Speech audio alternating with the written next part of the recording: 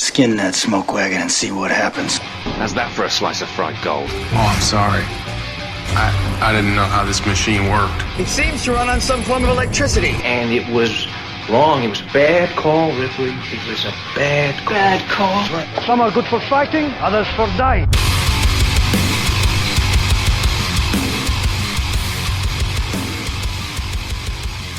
It's Just Two Movies.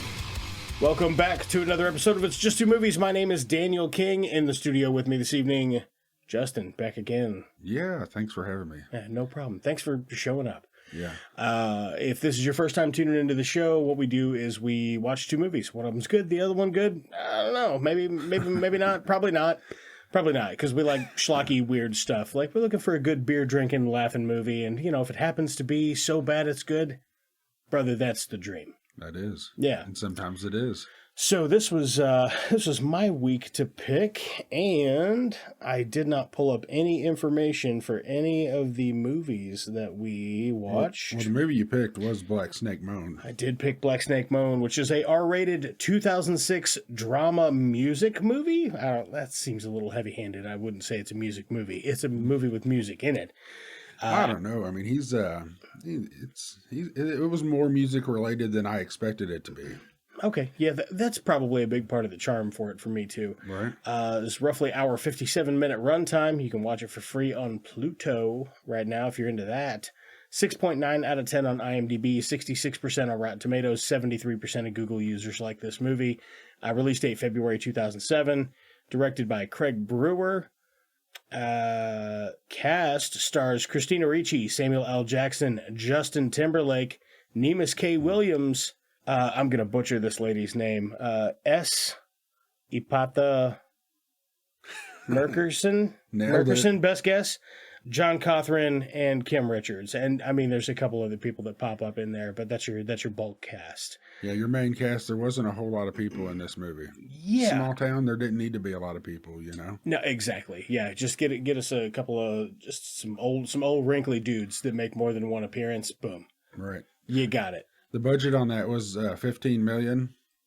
How'd we do box office? Not so good. Really? Yeah, they didn't even make $11 million.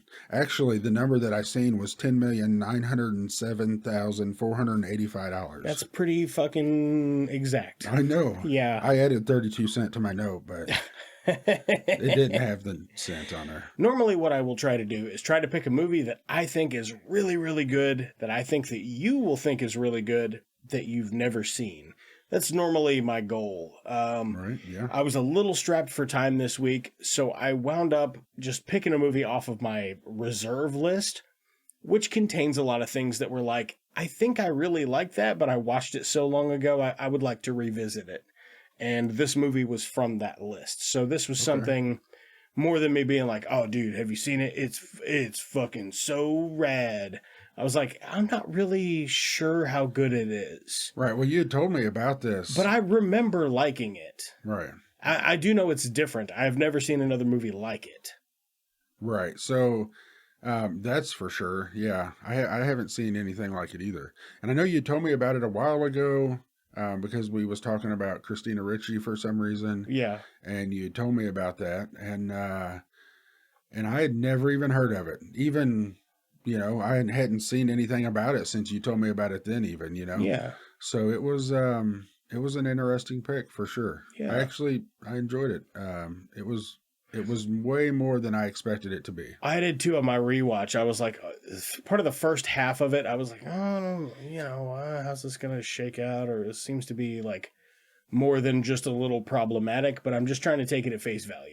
Right, for sure. And boy, I tell you, they really deliver in the second leg of that, I think. Oh yeah, for sure. Good character arcs and stuff like that. So if somebody else listening to this has never seen Black Snake Moan or don't even know what it is, what would you tell them it's about without spoiling it? I would say that it's about Christina Ricci's character being all horny all over the place. Yep. She's got to have that dick. Like a dog in heat. Yep, and then she gets, some guy takes advantage of that, beats the shit out of her, throws her out of the truck, left for dead basically. Is that spoiling too much at this point? That's pretty early on in the movie. Is that in the trailer? You said you watched the trailer, right? Yeah, I did. I think that, I mean, you get that that's happened. You know what I mean? Yeah. I don't know if that exact scene is in there, but I know. It seems like that's a trailer detail, so I think you're probably fine. Right. So then Mr. Jackson's character finds her after he's taken out the trash one morning, and he helps her out. That's, I mean, pretty much what he's trying to heal her from not wanting that dick. Yeah, trying to heal her sickness. Yeah. She's she's a little too down with it. So yeah, from here on out, we're just going to go full spoilers in. If you have any intention of watching this movie, I think that I rented it off of Prime. I did too. $3.99. Yeah. Yeah, but it looks like it's free on Pluto. Right. So if you have Pluto, or is that one you pay for? Is Pluto paid? I couldn't tell you. I don't have Pluto, but God, we've got so many of them. I don't even know. Same. Like normally I'm like, oh, it's on there. Let me check. And if there's no ads, I'm like, all right, fuck yeah, I guess we pay for this. Right. Yeah. Whatever, exactly. man. Yeah. Yeah, the ads, man. I after last time we did that, I'm not a fan of ads, so I think I'll be willing to pay the $4 or whatever it is. For TV shows, I don't fucking mind. Like, Right, honestly, yeah. it doesn't even bother me because TV shows are written to have ads in them. Right. But like a movie, especially like a drama, or yeah. a drama or horror, man, it just fucking Takes you out of it takes too the much. wind right out of it. Yeah, You exactly. go from, there's somebody dying to some jolly ad about car insurance or whatever the hell it Right, is. yeah. Allstate. It's Jake from State Farm. Okay, so full tilt spoilers in. Here's what I'm going to do. I think because the actual narrative of what happens here is so short that Right. I'm just going to go, give me like 60 seconds, and I'm just going to do the whole movie, and then we can just talk about what we liked and didn't like. I feel like this is a pretty breezy one That to sounds do. good. But there's lots of fun stuff in it I want to mention, and there are some other things in it that I'm like, I wasn't crazy about. Right, yeah. But very similar to what you said. Christina Ricci, Justin Timberlake, they're a happy little couple. They're super dysfunctional. He's got really bad anxiety. She used to be abused as a child of the sexual nature by her father. And, she was kind of like the village bicycle or whatever. Everybody's had a ride. Her and Justin Timberlake get together, and they're good for each other. She helps him with his anxiety. He helps her with her, like urges or what have you. And It starts off with them banging, so that's how he's helping. Yeah, it is off to the races with that. So Justin Timberlake, he's going into the service, baby. What'd they say? National Guard? I wasn't sure. That's what I missed that. Later in the movie, there's a guy that says something about it. We'll come back around to it, I'm sure.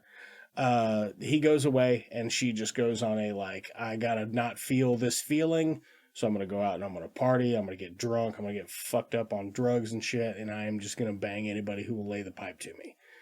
Which, if you're a cute little thing like Christina Ricci, is pretty much everybody in town. Yeah. She's getting all kinds of looks. Yeah. Yeah, she sure is. She's dishing them out, though. Looks great. Right. But so her character eventually gets this guy's, he's going to rape her, essentially. She starts burning him, making fun of his dick and stuff. So he beats her ass and throws her out in the middle of the road. Next day, Samuel L. Jackson comes along. He sees her like this, having this fit, and decides he's going to chain her to his furnace. Why, might you ask? Because his wife just left him, and she says things and does things that remind him of his wife. So he thinks that if he can cure her of her quote-unquote sickness, it will somehow help him and make him feel accomplished, like, he couldn't save his wife from her own behavior, but he can help this girl. Right. Kind of pay it forward, I suppose. So he thinks that's going to help him too, because he's holding on to this hate in his heart or whatever. They form this special relationship, and he eventually does kind of break her of it and get her kind of on the right track. She has a road to recovery via these really weird kidnapping circumstances. Right. Yeah. Yeah. Which is it's painted in a very charming light. Although if you were to just, somebody goes, this is about this guy that chains up this little white girl in his house and makes her not a hoe. You'd be like, It's hard to explain. It's hard to explain it, I think. And like I said, it's way more than what I expected. Yeah. So they eventually form this special relationship. They help each other. They each have their own fucking, character arc where they kind of come around and learn something. And then at the end, Justin Timberlake returns. Her and Christina Ricci and Justin Timberlake are reunited, and then they get hitched. Yeah. So and then maybe Samuel L. Jackson's got him a woman now too. Yeah, That's pharmacist, yeah. In a very, very brief description, that's a spoiler of the entire film. You now know everything that happens in it. However, there are definitely lots of things that I would like to highlight. Oh yeah, for sure. What do you got? What do you got? I'm curious what you got. The first thing, right off you start with Justin Timberlake and her. Ooh, actually, you start with famous, preeminent blues guitarist. That is true. Son House. Yeah. He's just is like they're interviewing him or whatever, and he's just talking about love, how somebody doing something out of love to manipulate you. Ain't no kind of hurt like that, and that's where the blues comes from. Yeah, exactly. And I wasn't familiar with him. I did when I saw him. I looked him up to see who he was because I assumed he was a musician. Mm-hmm. And that's exactly what he was. In the 30s and 40s, and then again I think in 60s and 70s or something. Yeah. Well, for a spell he tried to be a preacher. Oh, really? A preacher or a priest or something like that, and just couldn't really get any traction with it, so he went back to playing the blues. Yeah. Where he, is a legend. Yeah. So yeah, cool. So you're right. That's it did start with that, and then it goes immediately into them banging. Yep. And Justin Timberlake, I didn't even recognize him at first, and then it went into the next scene where he's like getting ready to leave, and he starts throwing up, and I'm like, yeah, that's him for sure. Oh yeah. He's young, and I was just thinking about how early in his career it was as far as acting, not music, obviously that was, and Disney and stuff was long before that. I don't know. But it was pretty early on in his career. It's probably right after April, like late April. Late April. When it's going to be May, no setup on that. All right, fine. Moving on. There's a little bit down there, there's a bit where after Justin Timberlake leaves, he's in the beginning of the movie for like 2 minutes. Yeah, not long at all. He gives her a watch. They synchronize them, and he's like, these watches are going to beep at the same time every all time. And when it beeps, I'll think of you, and you think of me, and we'll both be thinking about each other's. That's pretty good. That's pretty good. Pretty good. You gotta like pitch it up, sound a little more girly for young JT like that. These watches are gonna be synchronized. He's such a baby in it. He is. Which is weird. Like, it's weird because he's not a terrible actor. No. But he's the worst actor in this movie. Yeah, I would agree. That's by far. He's got a scene where he figures it out, and he's good in one scene. Right. But in the rest of the movie, you're like, what the fuck are you trying? What are you going for here? Exactly. And I thought that pretty much throughout the whole movie. Country boy farmhand with an anxiety problem if that's what you're going for, you're way off. Yeah, he's trying to be tough guy, but he's clearly not. He's clearly just a bitch, Right. But he's trying to be a tough guy through half of the movie. But I like Christina Ricci. She's on her bender, and she goes to the grocery store that her mom works at. She's outside smoking. And her mom's like, well, what'll it be? Cough drops or condoms? Right. Yeah. Because she's hacking up a lung. Yeah. And she's walking through town just in these skimpy shorts and this little bitty tiny, not much of a shirt. It's a little bitty tiny thing. Yeah. And all these farmers are looking at her and stuff. And, yeah, that was pretty interesting. Can you imagine her being in that small town like that? I mean, that town it is so tiny. Yeah. I bet I went to high school in a very small town where it is not a stretch of the imagination to go into Walmart and go point to a random person, and I would go, I don't know her name, but I know who her kids are and I know where she lives. Right. Yeah. You know what I'm saying? It was just a really small town. This town, it looks like it's about half the size of that town. Right, yeah. That I grew up in. Small, yeah. I would have to, if you had to muster a guess, what do you think the population of that town is? 48. 48 seems like a way too low, but in the hundreds for sure. 148. Maybe. Okay, yeah, I could see that. Everybody just comes to town on the same day. That is pretty much what it was. Yeah. I mean, there was a lot of people in that little bitty town. Yeah, it's like you go not to like a crazy amount, but well, there's a couple of scenes in the grocery store. There's like maybe 8-10 people in there. Yeah. You know what I mean? Oh, They did a good job at like painting it as a small town. It's a very exactly. small town vibe. Yeah, you got the bar, you got the mechanic shop, you got the grocery store, the pharmacy. All them old boys kind of know each other. Yeah, Enough to be friendly. You know what I'm saying? they pull up to do their farmers market kind of thing, and they're, oh, we did good while you wasn't here, you know? Right. And talking about how much they sold, I Yeah, guess. it's like pack it up. There goes Which our he fortune. has he has one hell of a garden back at the house. He really does. Yeah. I like the way. Okay, so there's a scene where, if I back up a little bit, there's a scene where Sam Jackson, he's talking to his friend RL out in the parking lot, who's a preacher, and RL's telling me, you got to go in there and make things right with your wife. His wife's leaving him for his younger brother. Yeah. And she's moving out and she's leaving. Boy, she's hateful as shit. Yes, she is. And they have this kind of blow up in the middle of this restaurant, and Sam Jackson grabs her by the arm and he's like, my daddy told me a younger woman would bleed me dry, and that's just what you've done. You better pray. And like, I am not a religious person. We don't really talk about it on the show because, I fancy a little escapism. I think that's good. But all this fucking Old Testament hellfire and brimstone shit that he's pulling out of his ass this whole movie, oh my God, I love it. Oh yeah, it fits his it's bad mugging Sam Jackson. That's absolutely suits him. Yeah, for sure. Very good. Yeah, man, that's that scene, and then she's all, she don't give a shit. You think I give a shit about any of you? And she's go walking ahead and out. look. Yeah, exactly. She didn't give a shit at all. She was leaving that town and never coming back. Fuck Which her. I like the way as soon as he gets home, he just fucking brush hogs her rose beds. yeah, all the flowers are gone. Kind of gone. You see them the next morning; they're still kind of there. Yeah, he half-assed did that, but it was he's just so mad. He goes right home and. If you're not familiar with a brush hog, it's a extension you can put on a tractor to tear away small patches of vegetation or whatever. Right, like a big lawnmower. It is like a big ass lawnmower. But yeah, that's what he does. Is he just fucking destroys all her roses. Right. Yeah. Yeah, that was nice. I did like that. That was pretty good. Yeah. Yeah, not long after that, they had the scene where they're in the bar. And man, I really enjoy the bar scenes. They're fun. You have this that first bar, man. It's plywood, right? You know what I mean? There ain't no drywall. It's just fucking plywood on the inside. I know, man. And he calls it later in the movie. He calls it a shithole or something. And the bartender's like he's offended by that. Hey, watch your mouth. Right. Like fucking, it is a shithole. Look at it. Yeah, exactly. It's a little town bar, it is.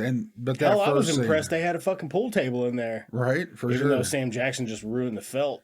Right. Yeah, he did. Yeah, he fucking sure did. Man, that one woman, she's wanting on his dick now that he knows, she's divorced, or he's divorced rather, or she's leaving him. Hold on. Let's start that over. Okay. I was going to say, I'm like, where are we going with this? So, the scene, they're in the bar and the woman, I think she's wearing blue. She comes up to him and she's hitting on him real hard. And she gets real close. She's really wanting that Sam Jackson dick. You know what I mean? Yep. And then she's hitting on him pretty hard and he don't want nothing to do with her. But I thought that was pretty funny. And then the brother walks in, the younger brother. Mm-hmm. And he's trying to apologize and he's trying to make things right with him. And Samuel L. Jackson ain't want nothing to do with that. No, he's like, yeah, you want me to help you ease your heart? I ain't gonna do that for you. Right. And then he's like, come on, Les, I love you. And Sam Jackson just fucking snaps. He does. He's he goes like, crazy. Say he fucking loved me again. Smashes a bottle. He's gonna fucking cut his head off with it. Yeah, that ain't no joke. He throws him on the pool table and slams that bottle right next to his head. And and then just wipes blood on his face. Right. Yeah, and I didn't expect it because I kind of thought he was going to be cool. The bartender, as he walks in, he sees him and he's like, hey, just, promise me you're going to be cool. Keep it cool, man. Yeah, and he turns around and I thought he was going to just get up and walk out. But no, then he smacks that bottle against the bar or whatever and puts it up to him. It was pretty interesting. I actually liked that scene quite a bit. I like all the bar stuff. The bartender's funny. Yeah. You know what I mean? He has good rapport with Sam Jackson. You can just tell they're Right. real old friends. Yeah. But the later bar scene was real good too. Whenever he plays the music, when it's more of a blues bar, yeah, exactly. That place instead is of just packed. a fucking dive. Right, exactly. Yeah, but let's see here. What do I got? I got all right, lady in the bar who's hitting on Laz, smash or pass. I did like some of the character development they had, going into the next scene at the pharmacy, and he's looking for medicine for her because she's at home with that cough, Christina Ricci is. Yeah. What's So her name? Christina Ricci, In the movie, do you remember? Ray. Ray, that's right. Yeah, so he's already got her chained up at the house. She's having growing pains with it. She's fucking not into it, but I think she's unconscious at this point. Yeah, I don't think she's woken up yet, but she wakes up and coughs, and she's still passed out because she got drugged the fuck out before all this. I mean, this is well into the movie, actually, right? This is the pharmacy part. That's well into the movie. Yeah, she went on a real big bender and got how much to get me fucked up. The dude that was offering them drugs, and she took a whole bunch of different pills. At least it was like four or five different pills, right? ones. Yeah, and then that's when she got raped and then beat and thrown out the car. So yeah, or the truck. So that's so yeah, we're past that. He's in town. He's found her. He's went into town. He's at the pharmacy now. Yep. So he's wanting to get something to help her, and then the pharmacist comes out, and you can tell she knows him, and she's talking to him. You can tell she kind of has a thing for him, it seems, and he's telling her, for my niece, I think he says, he needs some medicine, and she's like, okay, and he's like, I ain't got no money for a doctor, because she says that he should take his niece to the doctor, and he's like, there ain't no money for a doctor. He's laid off or whatever, and and she goes back and she gets him that medicine, and that that creates that little bit of bond between them, and then you also have that it's just a small town, that small town hospitality, you see that there, which is kind of nice. And the bits I like about the character development is they do it in different ways for different characters. Like for Christina Ricci, you get a lot of flashbacks. Oh yeah. For Samuel L. Jackson, you get a lot of talk. Right. It'd be like, man, you remember back in the day when you used to come in here and play the blues? And that lady that's hitting on Sam Jackson, she's like, your fingers was hard from picking that guitar. And she's like, it was hard from picking peas. She's like, but they hard all the same. She's fucking thirsty as fuck. That she old lady. was, yeah. It was cracking my shit up, man. I loved it. I did like that scene a lot. Yeah. So all the bar, it was so fun. All the bar scenes. I think it's interesting the way they choose to do this character development differently. Because you could easily do flashbacks for Sam Jackson as well. Right. But for whatever reason, they don't. So I hadn't even put any thought into that, but that's interesting. You're absolutely right. Yeah, well, because they do a good job of filling in background on both characters. They just give you enough. They're not like overdoing it or whatever. It's just enough so you kind of... all very brief. Yeah. You know how they've been and you know what they're going through and where they're at. Right. That's really all you need. And I thought it was an interesting choice to do it two different ways because you don't get much of it verbally for Christina Ricci's character until very quick flashbacks. Yeah, and I mean, there's like 3 people that call her a hoe. You know what I mean? Like, oh shit, that hoe, fucking everybody getting that trim. You know what I'm saying? They say fucking silly shit. They use fun words for it. Switch. That's what he calls it. Yeah, there's She's all been kinds giving of up different... that switch all over town. Right. Yeah, that dude, the guy she goes to right afterwards. Yeah. Right after Tyrone. Justin. Yeah, dude, that guy. He was cracking me up. When he's coming and he thinks he's trying to pimp her out, he's like, no, I don't, whatever he says, I don't know. Yeah. He's like basically saying, she's not my hoe, Yeah, and he's like, yeah, I've been smashing that. You can hit it too, but I can't help you. You know what I'm saying? Yeah, that was funny. Like he just thought that's what the old man was after. Yeah, and he's like, "Whoa, man, whoa!" Yeah. What's he say? Collar that dog. Collar that dog. Right. It ain't like that. I just want to know who's been beating on her. Right, and then he's yeah, exactly, and he's and then the guy, he really showed emotion for her too. You know, he was like, "Oh, nobody fucks with her." You know. Yeah, he's like, you trying to hit her? He's like, she's in my favor. You fuck with her, you fuck with me. Right. Exactly. And he's like, no, man, ain't nothing about that. He's like, I found her. She's a little beat on. I just, wondering what happened. But you can fuck her if you want. You know? Right. I don't give a shit about that. She already been around everywhere anyway. Oh man, yeah, Whatever and he's got her chained up at the house as I aim to break her of that sickness, and he's gonna suffer her just like Jesus in the Old Testament. Right. It's fucking man. I love that whole. I guess it is just a southern thing, which is why I like it. Maybe it's familiar. It's like comfort food. You know what I'm saying? Like mashed potatoes and fried chicken. Right. It just fucking works. That's right. I like the bit when much later in the movie when the kid he's like, he comes around the house. Yeah, because he's talking to Sam Jackson in town. He's like loading up his truck. Sam Jackson tips the kid and he's like, keep the change, Right. He's like, oh, thank you, Laz. He's like, my mama said come around to your house and get some of those butter beans. She said, none of that store-bought crap. She said she wanted yours, the good stuff. And he's like, all right, well, you keep change anyway. Come around the house, I'll load you up. So later, as like a, good foreshadowing, because it's much later in the movie, the kid does show up. Yeah. And he's like, Laz, he can tell the truck's gone. Yeah, exactly. He's just, I don't know if the kid's just being dumb or whatever, but he's like, he goes right back and he's like, all right, I'm coming in. And Christina Ricci's about to have a fit inside the house. She's still chained up. Right. And she is just mega she's fucking not horny. wanting to be, but she's not wanting to be seen. She's trying to hide, and he's looking in all the windows, looking for him, but he already knows the truck's not there. So that's like that is one thing that I was wondering why he would go look in all the windows knowing the truck's not there. No. You would see the truck not there. If that old man was in the back taking a nap, I'd be afraid he'd fucking shoot me. That's no shit. Right, yeah. You wouldn't want to surprise him. You wouldn't want to startle that guy. No, fuck no. You see that... Or you wouldn't want to get that mean mugging Sam Jackson at you. All right, there's a meme where it's just Sam Jackson making crazy eyes and staring, wearing a wife beater. It's from this movie. It is. I never knew that, and I was so excited when I seen it. You're like, that's the bit. Yeah. You were doing the Leonardo DiCaprio meme where he's sitting on the couch drinking a beer. That's exactly that was right. you. You were doing that, seeing the Sam Jackson memes. Good stuff. I was. So yeah, the kid, he's like, all right, I'm coming in. And he just comes in. Christina Ricci just fucking rips her shirt off and like attacks that kid. Yeah, she does. Like with her snatch first. Yeah. She's wanting that dick all the time. Yeah, she sure is. And it's a kid too. Yeah, like, this is sexual. Yeah, this 14, is bad. 14 maybe. Right. You know what I mean? That's what I would guess, yeah. Yeah.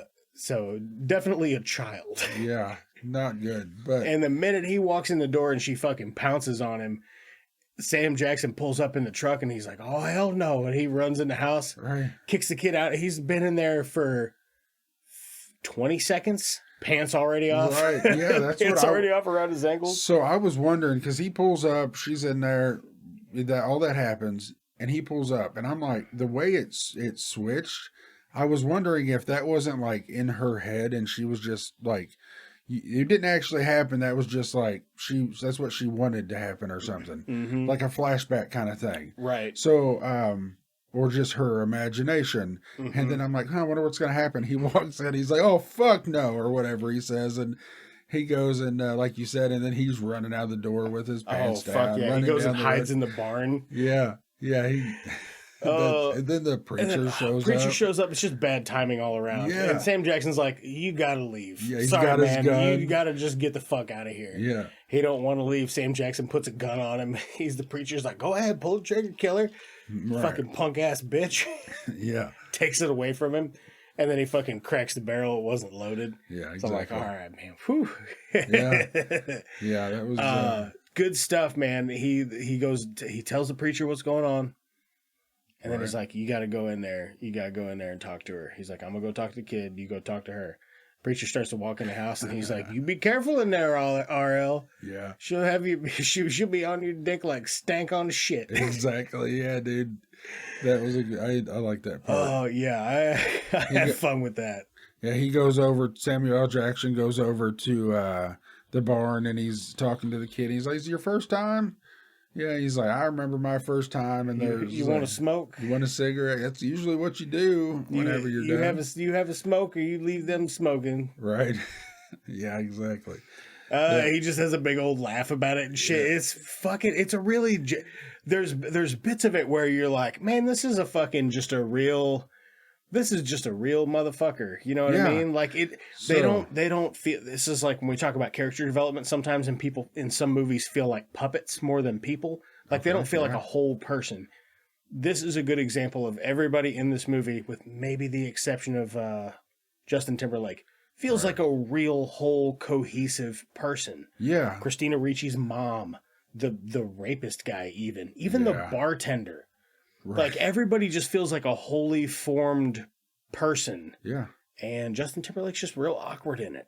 He really is. Yeah, talking about that, with Samuel Jackson, he has so many different, because when you first watch the movie, you see the mean mugging Sam Jackson, you know what I mean? And that's how it is through the first part, in which he's going through a divorce, he's pissed off, obviously. Right. And that's what you see him, but then you see him in the pharmacy, and he's just like that nice, good old boy, exactly. Yep. And then you see him, he's laughing with with his buddies, or he's talking to this kid in the barn. He's being that fatherly figure kind of thing. Yeah, yeah. And he's good at it. Yeah, exactly. He's really good at it. Yeah, and on all of it, I really did enjoy those. I like the in the beginning when him and his wife are having that argument in that restaurant, and she's like, "I'm moving out. I don't want to live in that house with that fucking shitty old furnace." And he's like, that furnace kept us warm for 12 years or whatever. And then he's got Christina Ricci chained to it later, and she's trying to escape. She takes off running like a fucking bat out of hell, like she thinks she's just going to rip it off the wall. There's a cool shot they do where like the tension in the chain, you know, it catches. Oh, yeah. And it all feels real weighty. You know, like you feel that ratchet up when she runs out. Yeah. It's done really, really well, but he just walks over and grabs that furnace, and she's like outside crawling and running against it. It's not budging an inch, and he's like, yeah, we will not be moved. That's right. And he just keeps doing that, you know, through the movie. Not about the furnace, but he makes references to, I ain't going to be moved on this. Right. This is, I'm doing this, whether, you know, doesn't matter what the consequences are, it's going to happen. Yeah. So I'm going to cure this girl of her illness. Which he literally and metaphorically cures her of her illness, because she had that gnarly cough. Right? Yeah, she was all sick before, like walking around town, hack it up, you know. He goes into another thing that I really like about this. I think this movie has exceptional sound design. Okay. What do you mean by that? So every time Christina Ricci starts to have her fits, it's that like... It's like the crickets and the cicadas, and it gets real fucking loud, and she's like itching. Yeah. It's like scratching herself. It feels uncomfortable. It does feel uncomfortable. And it's just, I thought it was done really brilliantly. And they do it, you know, probably 6 or 7 times during the movie. And sometimes I think there's like an orchestral swell in it, maybe. I didn't write it down in my note, but I really was like, wow. I was pretty blown away with like how good that bit sounded.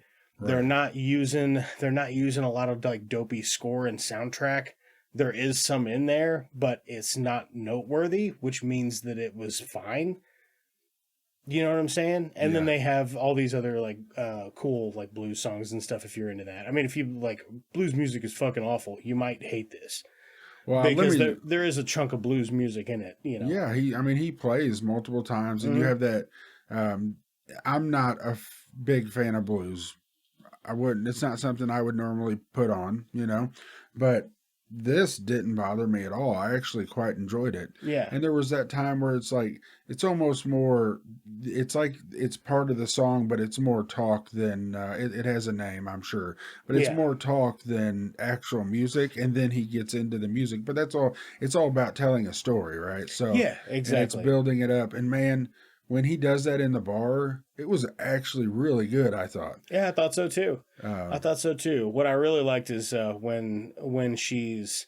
all right, well, I guess I'll get there. Ready to go a little more chronological. There's a bit where he goes into town and gets her a dress and some shoes. Yeah, right. He's like, you know, some girly stuff. And he's talking to the lady in there. She's like, can I help you? And he's like, yeah, I need something for a woman, a young woman, something to make a woman feel like a woman, not like a floozy or a hussy, like a dress, a nice dress or something, and maybe some shoes. So yeah, he was so And uncomfortable. that lady's so old and proper, and she's like, oh, well, that makes it much easier because she doesn't have slutty shit in there. You know what I mean? There's nothing like that. Yeah, there at all. no. It is just like it looks like a boutique full of fucking Easter dresses is what it looks that's like. exactly. And But, some a few sundresses Yeah, as well. he hooks her up. She gets changed, and her and Sam Jackson and RL make dinner together, and they just have fucking a steak dinner. So they're talking about right before that, right after the scene in the boutique, he takes a gift to the pharmacist. Mm. Just some vegetables he picked out of his garden, but then he also has this It's like a body cream. this whipped body cream, and ginger souffle was the I want to say flavor, but obviously you probably don't want to eat that. The scent. The scent, yeah. So I do that all the time, though. I want to call stuff flavors. The flavor, yeah. It's like flavor of I soap got a new or car. whatever. What flavor? Right. Yeah. Yeah. I mean more like soap. It's obviously scent or the Scentsy. What flavor is a Scentsy? Yeah. It's not a flavor. I know that.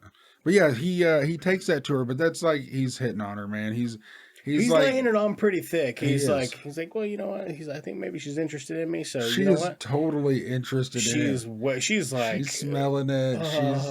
Exactly. Yeah. The eye flutter thing. She's loving it, man. So yeah, he's kind of laying the work, you know. Yeah, exactly, right. That's like I said, it's a whole nother side of him that you don't expect. Like you wouldn't expect that to really even need to be in the movie, but it fits well. That character, it makes him more likable, Right. So that night after their dinner, Samuel L. Jackson finally takes the chain off of her, and he's like, "You can leave whenever you want." He goes, "It's up to you. You got one life. You're gonna do what you're gonna do." You know what I'm saying? So fucking figure your shit out.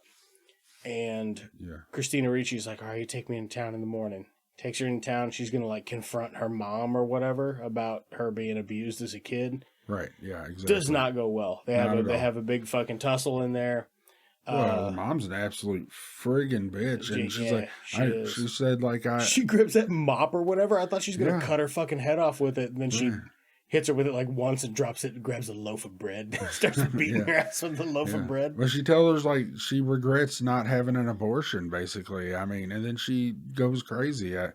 She clearly she was abused and as a kid from the father or maybe it wasn't the father, it was whoever she had there because that's what she was confronting him or her about, the mom. Yeah. And she just goes crazy after that because and can you blame her? I mean, she's clearly fucked up, but she's got reason to be fucked up. You know what I mean? That upbringing that she had was just awful, it seems like. And then you wonder, the mom, is she just fed up with her bullshit of being a whore all over town? She's like, she's hearing nonstop about, oh, your daughter was fucking so-and-so at the Quickie Mart the other day. Yeah, condoms or cough drops. Exactly. So is she just tired of her shit? But I mean, clearly she fucked her up way before, Yeah, she's been fucked up for a long time. This isn't new. Exactly. She probably was doing better with Justin Timberlake. Yeah. But he left. Right. So yeah, but she didn't see, the mom didn't see that, right? So she's when she's around them, they're good, it seems. Or who knows, maybe that was a longer period of time. Yeah, that was I guess not long after that you have when Justin Timberlake comes back, right? Yeah. That's about that time, I think. And he comes into the bar and I didn't know if it had skipped a bunch of time, but then he explains that talking about his anxiety that he has and how they sent him home. Yeah. He's talking to the other dick dude, man. The guy that beats the shit out of her. I don't know who that is, but man, it's supposed to be his buddy. Yeah, but he is like the biggest piece of fucking shit. He is such an asshole, man. He's the worst. And just a racist rapist. Yeah, exactly. And even like they go, he's home. He's like, I don't know, I can't find her. Justin Timberlake's talking to him at the bar, and he's or is he looking for her then? He just got home. He's looking for her. Yeah, he can't find her, and he's like, man, she's been She's been running around all over town. She probably done took off. Yeah. In the back of his head, he's got to think that maybe he killed her.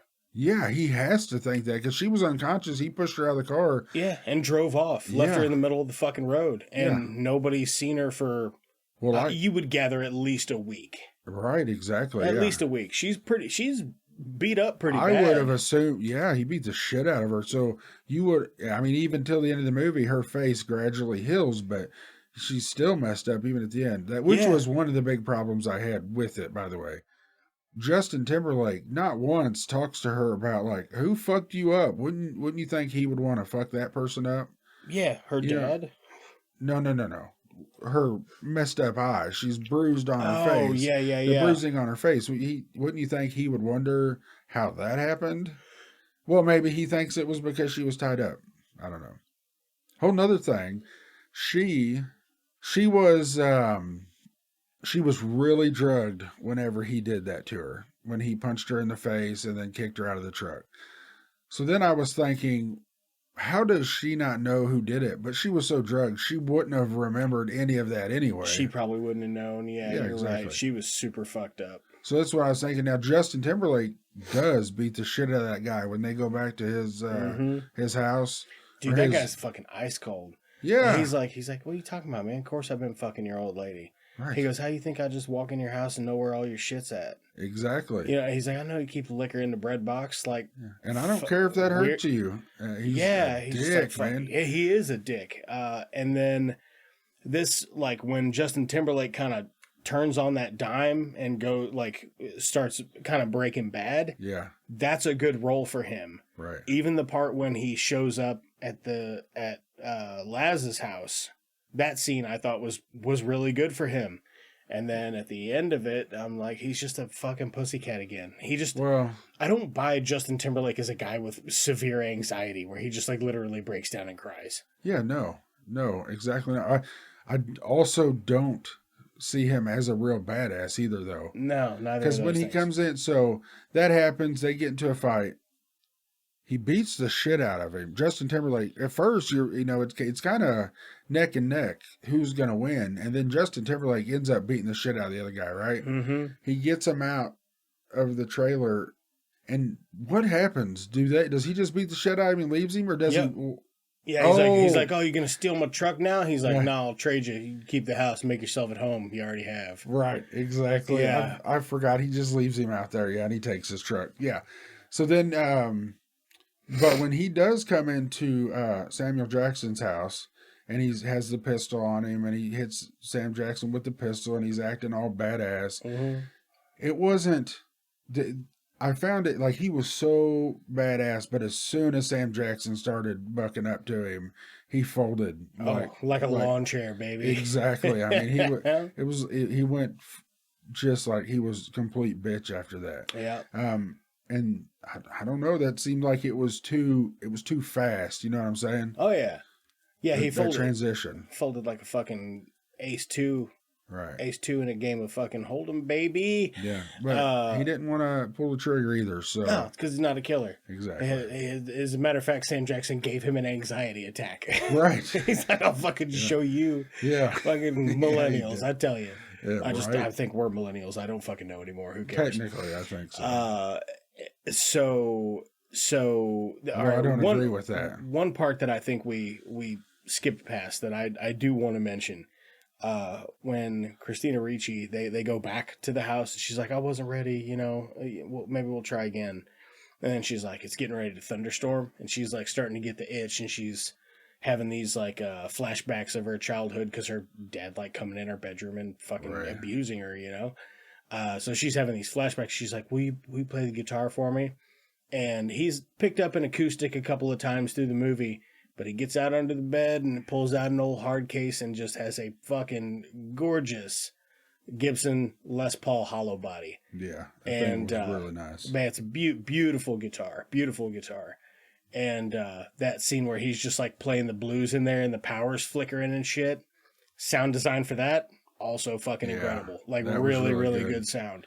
Yeah. The bit where the power goes out and the amp's cutting back in, but it's a tubed amp, so it's like the power goes out, the amp's still kind of on, but it's fading down, and then it comes back up Right. gradually with the feedback. Fucking sounds so cool, man. Yeah, it did. I agree. I really like that scene. And that was more him playing music and, where he's half speaking, half singing, Oh, yeah. It was really good. I really like that scene. And that's where it gets the name of the movie from also. Right. He sings a song called Black Snake Moan. Right.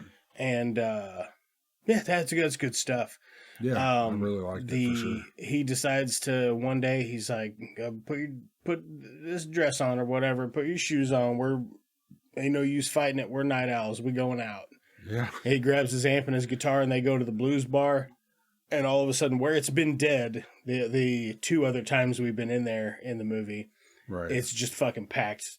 You couldn't fit anybody, hardly any of that. Nope. There. And I think it's just that they called a bunch of people individually Yeah. and they're like, hey, this guy's coming to play fucking blues. He hasn't played guitar in like 20-something years. Yeah. It's going to be awesome. Yeah, because the preacher's there too, and that's pretty much what they say. And that's also when he's like, so how'd you get so many people in this shithole? And the bartender's like, hey, I don't remember what he says. Because I've been drinking here all my life. There ain't never been this many people in this movie. Yeah, exactly. Ever. It was so good. Good scene though, man. I love a blues bar. Right. I'd gone to the Blue Note in St. Louis a handful of times in my day. Lovely establishment, kind of similar vibe. Okay. So I was into that. Right. I love a blues bar because it's just fucking hot and sweaty, and it's more about music and atmosphere than it is about comfort or drinking or any of those other things. It's a very different experience. Okay. And I've they never been to one. they do a really good job of conveying it. Well, next time you and Becca are up in the city and don't have the kids or whatever, hit up one of the several prominent blues bars in St. Louis, man. It's cool atmosphere. Well, like I said, I wouldn't say before that I'd been into blues, but I did enjoy it in this movie, so who knows? Even if it's a place you just go and have 2 drinks and have a drink or two and skedaddle, it's good time. Right, for sure. Yeah, I think you'll like it, especially depending on who they have playing. But a lot of times, like, it's not some usually 20-something college student who's like, you know what I mean, who just wants to try to play the blues. It's usually like fairly accomplished musicians. Okay. Now, whether or not they're national acts or whatever, Right. I have no idea. But they usually will get people that have been playing blues or jazz for fucking Years. long ass time. Not that it would matter to me. I wouldn't know any of them. I mean, unless they're just huge names, I wouldn't know. Most of the people I would know that played blues is probably long past, to be honest. Right. So they've got they have the blues bar scene. It's a great time. They come home, and they're the next day. Christina Ricci and Sam Jackson are like having a discussion. He's playing the guitar, she's singing a little bit or whatever, and then Ronnie, it's fucking JT pops in, and this is the scene we were talking about where he's acting like he's gonna kill Sam Jackson. Yeah. Anyway, everybody gets calmed down. They get RL back in there to do some marriage counseling. Yeah. And they decide that they're going to get hitched. Yeah. And that is essentially, the end of the film. Yeah, he goes and he gets help from the pharmacist one last time, and she puts on a wedding for him pretty much, yeah. And then I'll tell you what, right after that, they're leaving. I don't know where they're going. They're in the car. They're driving away. Honeymoon. Justin Timberlake, right? They're going to Farmington. Yeah, they're heading to the big city. Right. Down south. And big city at Cape Girardeau. that's right. And so you could see what was coming because it was making me nervous. You ever get boxed in on the highway next to trucks? Yeah.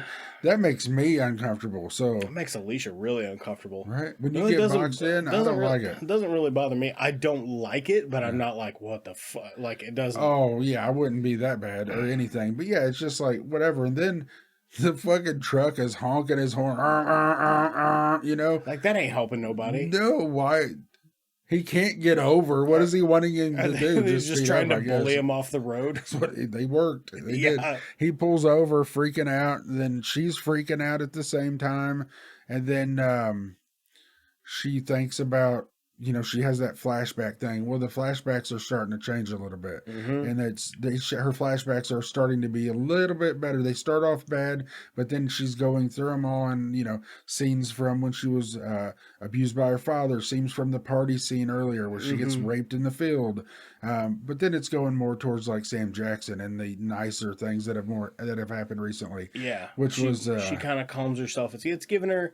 You can tell she's making progress. Exactly, and that's a hard thing to show cinematically.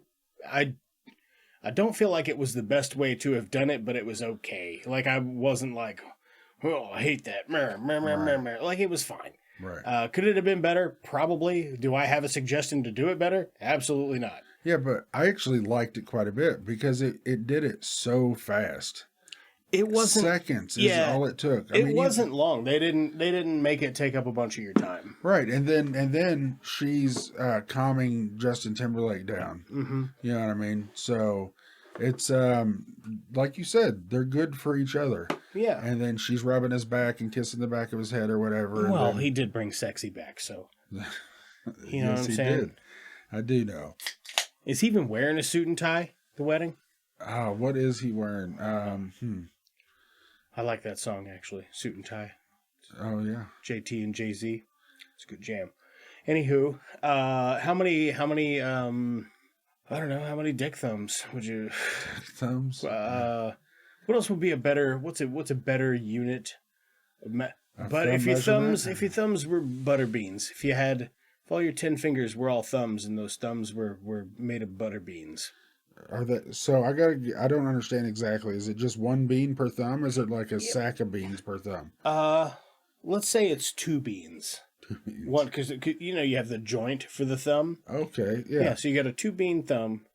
Okay. But we're measuring it in thumbs, not beans. Right. But so your thumbs are beans. Exactly. It's thumbs. Yeah. Yeah. Obviously. Like I didn't know that. Yeah. Right. Yeah. Man, I tell you, like I said, I wasn't sure what I was thinking about this, seeing the trailer and all that. I actually enjoyed it more than I expected to. I think I'm going to go an 8 on it. Nice. Because, like I said, just from first glance, I didn't expect much out of it. And maybe that's why I enjoyed it so much. Yeah. But the amount of character development...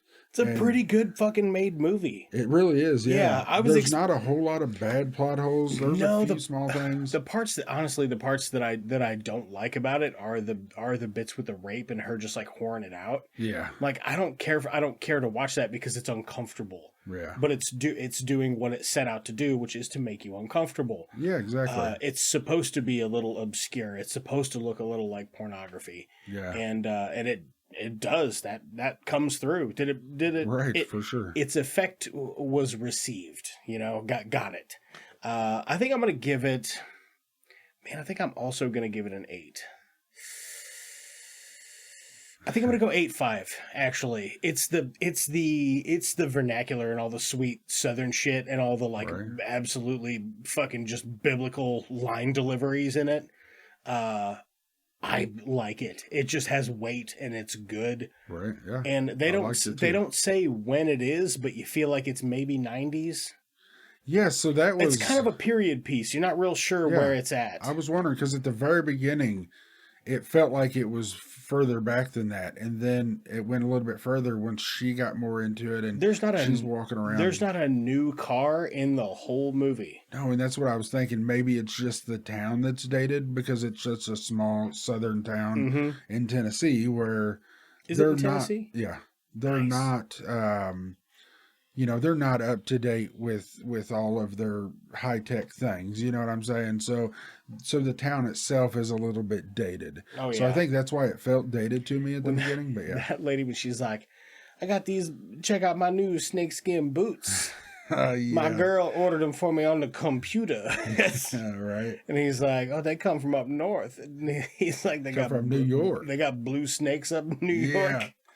No, they got dye. Yeah, that was funny. I did like that. I forgot about that. Yeah, and then she's like, "You know what you need, last? Some good pussy." Yeah, dude. Cracking me up. That scene, man, the bar scenes, they were so fun. Yeah. You know what I hope is going to be cracking me up? We could not think of anything to pair with this. So we just looked for a bad movie with a snake in it, and after a little bit of deliberation, we landed on Lake Placid versus Anaconda. Yeah, we did.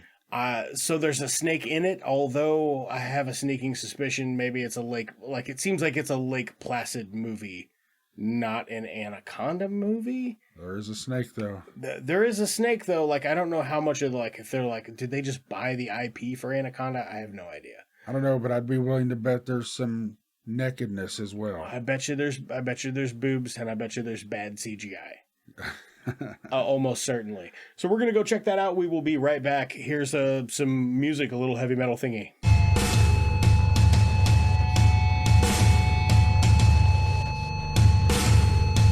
We're gonna get up in it, boy.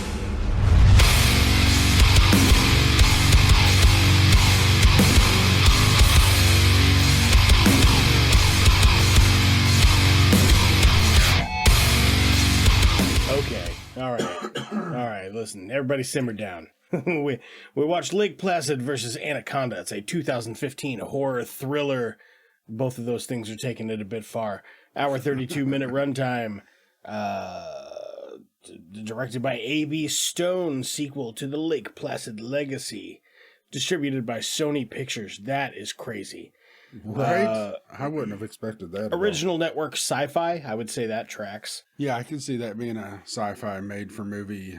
You see that on the Sci-Fi Channel for sure. Right. Like, honestly, there's not really anybody in this except for Robert Englund is in it. Who, yeah, if you're not familiar, like a film buff or whatever, Robert Englund famously played Freddy Krueger. Yep. So, yeah, it's got him in it. Yancey Butler, who we looked up, is in just a ton of stuff. Most of it's not very good. Sky Lowry, she plays Bethany, and Corin Nemec. Corin Nemec's also in a lot of bad stuff. Yeah, he's your typical police officer, forest ranger. And there's a couple other people in it, but honestly, I wouldn't even really say they're noteworthy characters. It's nobody that I would recognize for sure. Got a 3.2 out of 10 on IMDb. 65% of Google users were into it. Initial release April 25th, 2015. Justin, Whoa. if you were going to tell other people what Lake Placid versus Anaconda is about, what would you say it's about? Man, it's a great story. It's about these scientists. Okay. And they're trying to get this special egg from these I don't know, I was kind of confused if it was the It's snake or like the a DNA spliced right.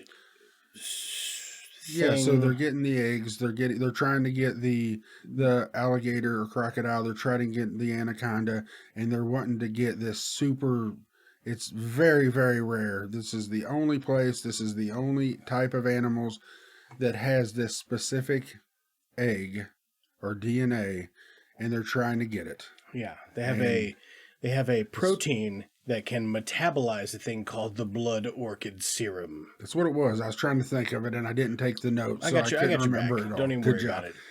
That was my stammering a few seconds ago, was me trying to recall that, and it wasn't coming, so I appreciate that. Yeah, I got you back. Right, so, they're doing this, and the crocodile gets out, and hell breaks loose, man. And the snake gets out. It's Jurassic Park. Yeah, exactly. It's Jurassic Park, but near water. Yeah, exactly. That's right. And that's that's what it is. It's the whole movie is tracking them down and trying to find them, and you got multiple groups of people doing multiple different things. Some are getting scared by the snake, some are getting scared by the crocodile, and some are, trying to find the snakes, and some of them... Some are just being scared. That's right. For no reason. And that bitch on that college deal, the college sorority girl, man, she was just being a super bitch. Super over the top. Yeah. Yeah, man. You'd made a comment about how it's amazing that there's people that are like that. Yeah, it's weird. Yeah, yeah. It doesn't seem like that could be a real person. It's weird that they take this weird cartoon version of a human being, and they put it on screen, knowing that it's like cartoonish in its delivery. Yeah, and that still is like, I have met people like that. Oh yeah, and it is fucking unreal that they exist. Like, wow, right. That's fucking crazy. So I mean, to a point, I guess. Fair depiction but also it wasn't good. No. You know what I mean? Like the bad acting. There's a fair amount of bad acting in this. There is a lot of bad acting in this. There's a lot of what feels like deliberately bad line delivery. Oh, yeah, for sure. Just off, you know, Yeah. a little weird. We did have some laughs with this, though. For sure. Yeah. I will say for a fair amount of this movie, it just felt like Lake Placid 8 or however many Lake Placid movies there are. I don't know. Well, I'm pretty sure that this was the 5th. I looked it up, and this was the 5th of each movie come together. Okay. So they each did their own individual 1, 2, 3, 4s, and then they came together for the 5th. Yeah, but it totally feels more Lake Placid, and it is in Lake Placid. So, like That's you said, true. It's hard to say what really is going on here. Maybe there's not a 5th Anacondas. I don't know. Maybe you can't have the intellectual property to just own the title Anaconda. It's just an animal. Well, that's true too. Yeah. You know what I So mean? it probably has nothing to actually do with Anaconda, the movies. Right. You know what Lake I mean? Placid is a fictitious place. Right. Oh, at least I think so. But Lake Placid, not a real place. Be Giant if I ass said- alligators. Yeah, it's like Bonetown, Missouri. It's not real, but I could put it in a movie. Right. Exactly. And then maybe if I name the movie Bonetown, Missouri, then I now own the intellectual rights to Bonetown, Missouri, and any references to it. Right, but you can't own Anaconda because it's the name of the It's just state. an animal that exists. That's Yeah. a good point. They probably have nothing to do with each other whatsoever. And they might. I have no idea. Yeah. You tell me. I don't know. From Write us and tell Danny at itsjust2movie@gmail.com. there you go. I love that. Thank you. Well, I'm just continuously yawning. What is my deal? Just Oh a man, tired baby. yeah. I mean, this movie didn't exactly have me on the edge of my seat. I thought Robert Englund was delightful because like we sat down. You're like, look at my notes, and you have one note that says Robert Englund ? Yeah. And it was though. The first scene you See, didn't like see that. him as good. He's got the eye patch. He pulls out his I think he stuns the thing with his leg gun. But maybe he just shoots it, but he does have a fake leg, and he's got the hook, which is just amazing, an amazing prop. It's not. It's real bad. It's It's a dollar store. Yeah, Like you can tell where it's just. yeah. It's like what you see. You can go and It's like buy when you were for a $5 kid, at Walmart, you and get the pirate hook, and Exactly. it's the plastic sheath, and then you hold the thing with your hand. yeah, exactly. And then you're like, I have a Now hook. the hook did look a little bit better. It had more Yeah. of a hook than what those do, but that's exactly what it looked like Yeah. as the base. If they would have like done something to join it to his arm, you know what I mean? Yeah, like for even sure. get like a fucking Pringles can. Right. Get a Pringles can, spray paint it black, and just fucking tape it on. Right. It would have looked much better, but it's very obviously just that little toy thing. Right. Yeah. Like you can tell he's holding it. You can see the gap for his wrist. Right. You know. Yeah, exactly. Oh, but man. for sure enjoyed him being in it though. Oh yeah. It was yeah. a nice little surprise there. So, in regards to Robert Englund, they deliver his fake leg much better than the fake hand. Yeah. So that they had that going for him. There's a bit where he loses the eye patch at the end, and it's supposed to be like his nasty mangled eye, and it just looks like a butthole. Right. It looks like a little poopy butthole. I was wondering, I thought that's what happened because he comes up out of the water, because that whole thing, I didn't like at all. I got to be honest. Because are we skipping way ahead? Do we care about You just this? do whatever you want. No, Okay. I don't care about this. All right, so they're towards the end of the movie. I mean, it's the last 20 minutes of the movie. He's with these scientists that are trying to find the anaconda so he can get the eggs, which turns out to be a very neat thing. I did kind of like that, what the eggs turned out to be, but that's the very anaconda dial. Yes. Yeah.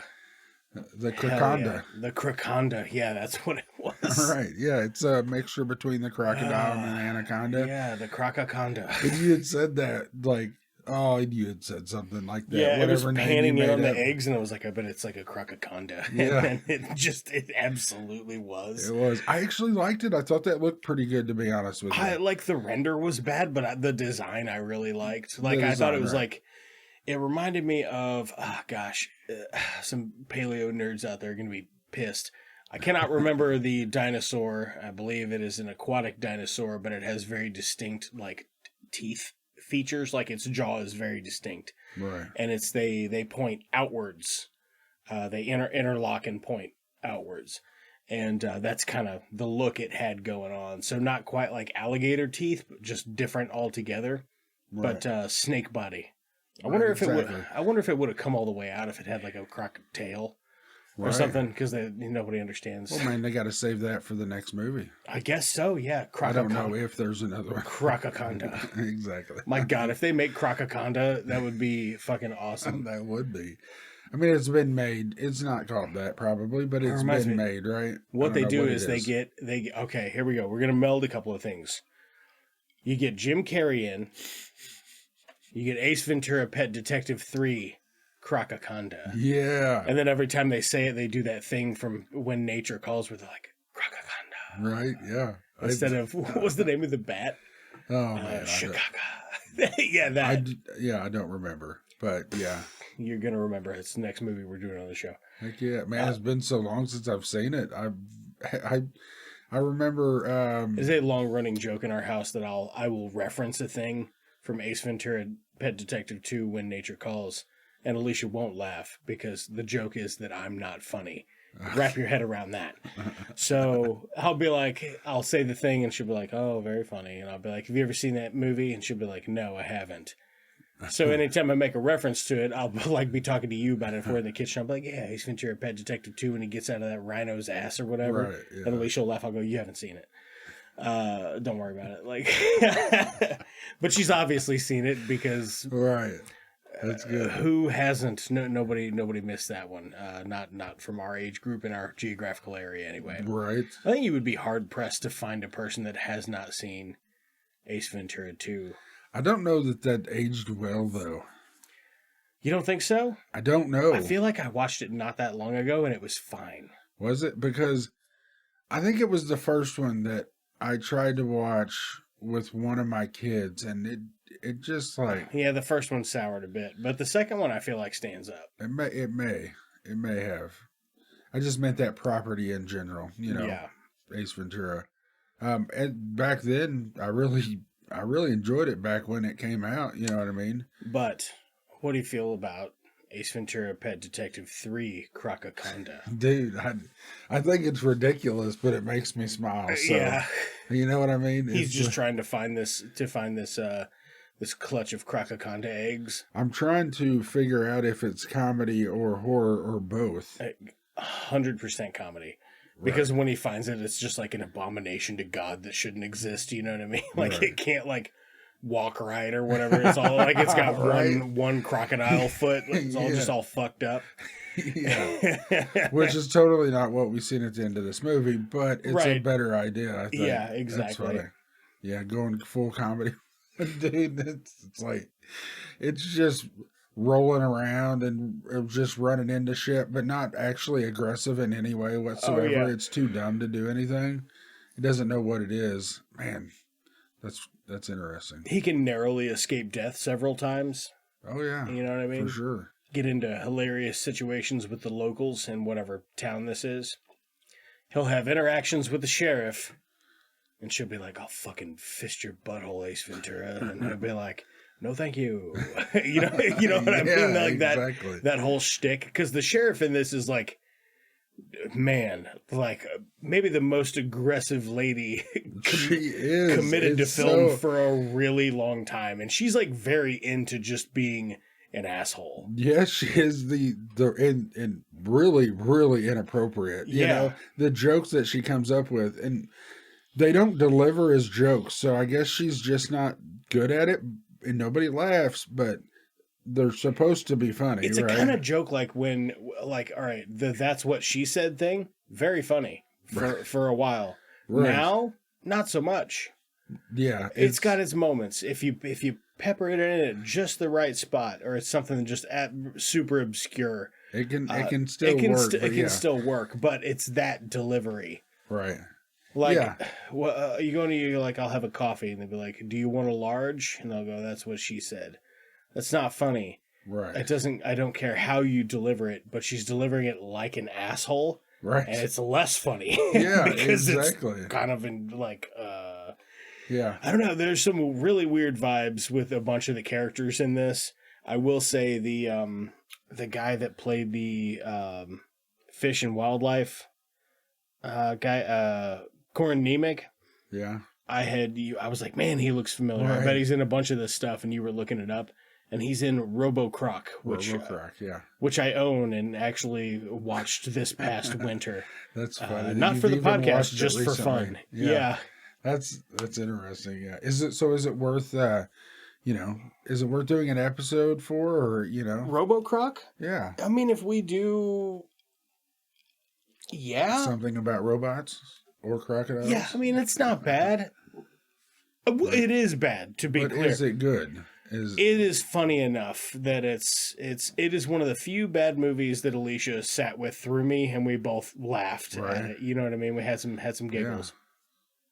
Yeah. I tell you, the of the group of girls. Yeah. You know what I mean? When they were on the beach, and they're the one that's leading the whole thing. I don't remember her name. She's queen bitch. Okay. Yeah. She's like, make them get in the water, and then they're swimming. And there's multiple times where they reuse the same water footage. Oh, yeah. And then she's like, the one girl, it shows her, she's just a few feet of the other girls, but then it cuts to the water footage where you're further out in the water looking in at the girl. You don't see anybody else. You just see her, and she's clearly in super deep water. Right. You know what I mean? And it does that multiple times. That's real bad. I mean, I wonder, that stuff, like, I've got to assume that was, they're like, oh, it's Clear Lake. It's because those underwater shots are just shot in a tank, I'm fairly certain. Right, okay. Like all of them, where anybody's underwater and it's just fucking crystal clear footage. Right. I believe that's probably shot in a tank. Not in a... Yeah, but I mean, it was so obviously bad, though. I mean, couldn't they have done something to at least... I mean, it was, you could see she was like bouncing up and down at one point. Yeah. And then it cuts to where she's clearly, she can't touch the bottom. It's too deep. You know what I'm saying? And then it goes back. And you say there's a reason for that. I feel like there should be a better way to do that. And maybe it's an expensive way. I just feel like that was done so bad that you could have that. Well, maybe it's meant to be that way. I don't know. Well, it's done better in Jaws. Right. Was Jaws in the 70s or was it 80s? I think it was. Let's have a look here. Jaws, 1975. 75, really? 1975. I was thinking 79. People were talking about like this is gonna be the end of Steven Spielberg's career. Right? Yeah. And man, the suspense not the case. Yeah. Can you imagine back then the suspense of not knowing the shark, not knowing where it was, not being able to see it? That's what they really, it was so terrifying back then.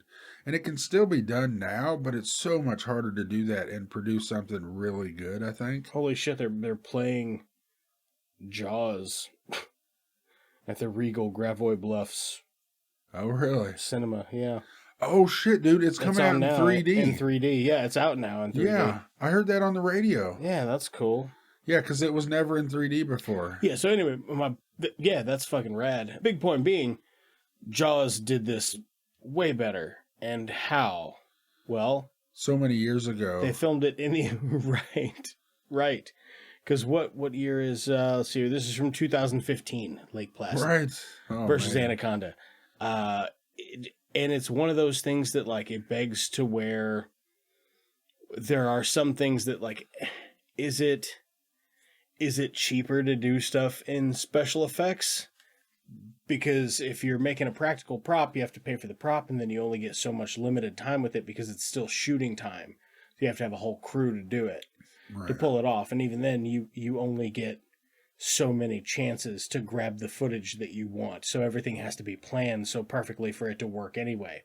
Right. But to have that physical object in the space and displace water or, shadow or silhouette or whatever, lighting effects and turbulence that a thing that has mass takes up. Right. Buddy, I tell you, the CGI stuff, it's not great. No. The one part that I thought wasn't actually too bad was when it shows like the top down view with the croc swimming underwater. I was like, that's okay. Yeah. That's fine. Yeah, Man, you get it away with looked that a like couple of times, but buff ass alligator that when they're in the it was boat. fucking jacked, man. Yeah, it's huge. Yeah, it's hilarious when he's swimming by. Not skipping shoulder day. Definitely not. At Lake Placid, Muscle Beach. Yeah, there was some times in there that was some of the stuff that was bad on it. You know, there was at one point where so many times the alligators just sneak up on them. You know what I mean? That shouldn't be possible. They're not in a place where you couldn't see the alligator coming from 50 feet away. Also, have you ever been to like an alligator farm or like an alligator exhibit? I don't think so. Well, they are not unscented creatures. You know what I mean? Okay. Like they got a funk to them because they're just a big ass nasty fucking reptile. Right. Well, yeah. I mean, I've seen them. Of course, I've seen them at the zoo and different things. Mm-hmm. Reptile House just smells god awful. Yeah. Yeah. So I can see that for sure. But yeah, so they're not sneaking up on anybody. And then you have they jump. They have remember that time that one jumped on the hood of a car? It's just got like a 4.5 foot vertical. That's crazy. Yeah, that was good. And then it jumps off when the girl gets out of the car. It jumps off and attacks it to the side. Oh, well, yeah. Yeah, just a lot of weird character stuff. I don't even know how much more I would have really to say about the CGI's bad. Oh, what I was saying. Sorry. I do remember now. Okay. There's multiple times whenever like somebody gets killed or somebody, the alligator crocodile comes up and the woman is right in front and it just eats it, right? So then you see the alligator chomping on it, right? Well, there's multiple times where you can see, you're just seeing the head of this crocodile moving up and down and you can see the girl still underneath it or whatever. It's right, just ducking and covering so they can exactly. CGI paste it over, and they've even done that wrong. Right, exactly. So there was multiple times when that happened where the kill scenes, you could just tell it just wasn't done really well. And like I said, I don't know how it's done better or anything, but that was definitely something that stood out for me. It's the studio. Right. You need to get Wet, I guess, the studio that did the Lord of the Rings stuff. Okay. I think that's Wet Studios or Wet Images or something like that. Anyway, great job. The CGI on some stuff. But there's a way that you can make it fit the tone of the rest of your movie, though. You know what I mean? Yeah. Like in the Hobbit movies, same company does all the effects. Smaug, the dragon, looks fucking great. Those trolls look fucking great. Yeah. Like the stuff that's in it that is special effects, it fits the tone of the film. This is just bizarrely not that, and then there's no Anaconda action in it until like the last 10 minutes. There's a little bit throughout the movie, man. You see it at the very beginning. You see them in a cage, then they escape, and then there's about a little over halfway through the movie, probably the one crocodile gets killed by the alligator. No, the Anaconda.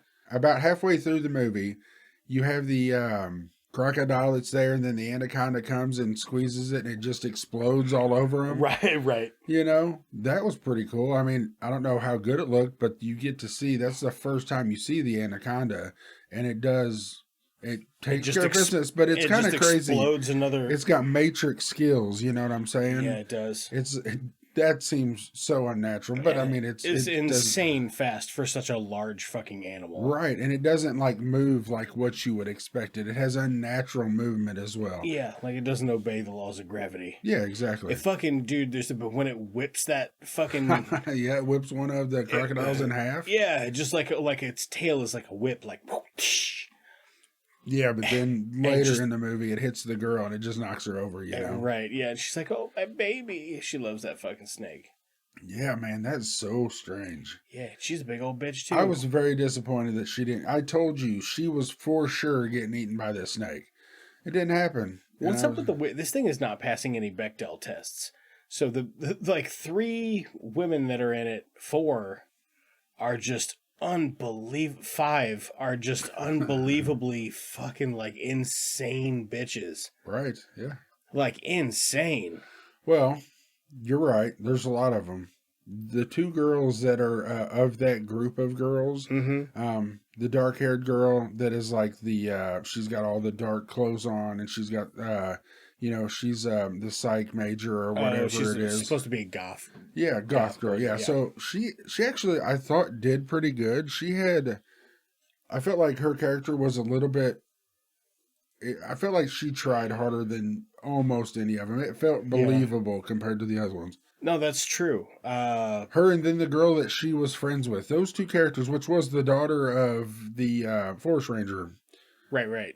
Right? So those two, of all of the girls in that, the dorm party or whatever they were doing on the beach, those two girls, I felt like, of that group of girls, they did... they worked. Yeah, exactly. Where all the rest of them just like... Did they work great? Ridiculous. Did they work great? No. But in contrast to their counterparts, they were killing it.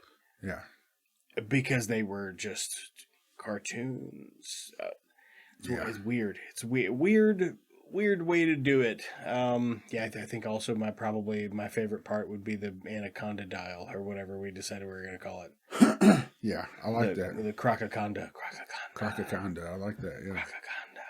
At the very end, you get, where the helicopter's coming in, and they're coming to extract the animals and all that. And it's the very, and there's the fight scene between the anaconda and the crocodiles, Right. And there's multiple, I think there's a male and then the female, the big one, the huge one comes in. Yeah. And at some point, I think the crocodile throws the male anaconda up at the helicopter and just takes the helicopter out. Yeah, it hits the helicopter blades. I don't know, how many croc-aconda thumbs you think you give this thing? That was easy. I mean, without a doubt. Yeah. Let's see. Man, for bad movies, I actually enjoyed it quite a bit. I had a fair amount of fun with it, yeah. Yeah, I'm going to go... Because it wasn't a good movie, but I'm still doing the whole bad movie thing. Yeah. When I'm rating these, man, I liked it a lot. I'm going to go... It's hard for me to decide what I want to do, but I'm going to go an 8 because I almost want to go a little bit higher than that, but there was so much bad about it, but I enjoyed it. I had some fun with it. I did have some fun. I'm going to go an 8. I did have some fun with this. I think I'm going to go a little bit lower, but really only because recently the bar has been raised for me. Right. Because I watched a couple of really good bad movies recently. Right, yeah. So had I not seen them, this actually might go a little higher on the bar because it's not like a Sharknado, like super ironically, deliberately bad. Right. I think they genuinely went into it and went, let's try to make something out of this. You know what I mean? Yeah. Stupid concept. We don't have a great cast. We don't have a lot of money. Here's what we got. Let's work with it and try to make something happen. Robert Englund. Yeah, Robert Englund. Yeah. Robert Englund. Robert Eagled. I don't know what the fuck came out. Yeah, Bobby Eagled. They got a couple of things in here. It's just, man, all the acting's real bad. And I don't know that it's because I'm not a fan of stuff that's like deliberately bad because wouldn't it be ironic and funny if it was bad for real? No, it wouldn't. No, it wouldn't. Not if you did it on purpose. It's not. Yeah. Yeah, if it's bad because you just tried really hard and you have no fucking idea what you're doing or, other extenuating circumstances, then that can still be good. But this not it for me. I think I'm going to give it a 6.75 though. 6.75. I thought about going 7, but I was like, man, I think the last movie that I watched with Doug, that Ninja 3, The Domination, oh man, that was a good one for me. Like I really like that. We watched a bunch of really good ninja movies lately. It's crazy. Maybe we should have gone Snake Ninjas. I'm sure that's a movie. I bet Snake Ninja's a movie. So that's what I'm gonna do for rating. What would you do with it differently? Actually, I think I would just make Ace Ventura Pet Detective 3 Croc-aconda. Change it all together, yeah. Yeah, I just would have made it a different movie. The problem with that is you can't until after this movie. Because you ain't got Croc-aconda. You could. You just put the Croc-aconda bit at the beginning. Okay, yeah. Yeah, you That's just true. you do the sinister scientist. The experiment goes wrong. Skip the whole movie. The eggs hatch. In walks Ace Ventura. So the first part's kind of scary. It's kind of you get like a rogue lab technician that's like, oh my god, they're gonna release these croc-snakes into the wild. I know, he's like drunk at a bar telling his friend, right? And there's an old blind man sitting at the end of the bar, and he turns to him and goes, he's like, I know just who you need to call. And then he calls fucking Ace Ventura, and then he shows up and he's goofy as shit. Well, he gets to the bottom of it. You know what I mean? Let me ask you this. You keep saying you call Ace Ventura. Yeah. Who's Ace Ventura? Is it an older Jim Carrey? Is he like 110% get an older Jim Carrey? Well, that would work because he is an older Jim Carrey now. Right. Dude, could you imagine? That would actually be entertaining. Dude, after those two Sonic the Hedgehog movies, I think he would be down to dip back into Ace Ventura 3. Yeah, because I think if you got a really good script in Jim Carrey's hands that echoed a lot of the same kind of like twists and turns and developments as like Ace Ventura 2, right? I think he would be down to go in for it. Right. I'd be interested to see that for sure. Yeah. I'm intrigued. I'm a big fan of Jim Carrey. Yeah, I would keep the sheriff the same. In this instance, because I like the way that she's so mean. Right. Because I think that would work with Jim Carrey in it. The Wildlife Fish and Game Service, maybe you could even keep that guy too. Yeah. And Jim Carrey could just kind of treat him like competition, like when he's kind of an asshole to somebody. Yeah. That'd work for that playoff. All the teenagers, get them out of there. Right. Yeah. Well, they're supposed to be college kids. They're all bad. They're all bad. Their story bit's bad. None of it's really doing anything for me. So, well, you gotta have what's his nuts is looking for his daughter though. You can have it. Yeah. But it needs to be a complete. It could be a group of girls go to the lake. Keep it in. Recast it, and he's trying to get Ace Ventura to find his daughter, and Ace Ventura's like, "Sorry, I only do pets." Right. Or, whatever his fucking thing is. Yeah. Just his weird Ace Ventura shit. And then he happens across the daughter, and she's like coming out of the lake topless or whatever, and he's like, and it's like, ooh, now he's horny or whatever. You know what I mean? Right, like they do like Ace Ventura 2 when the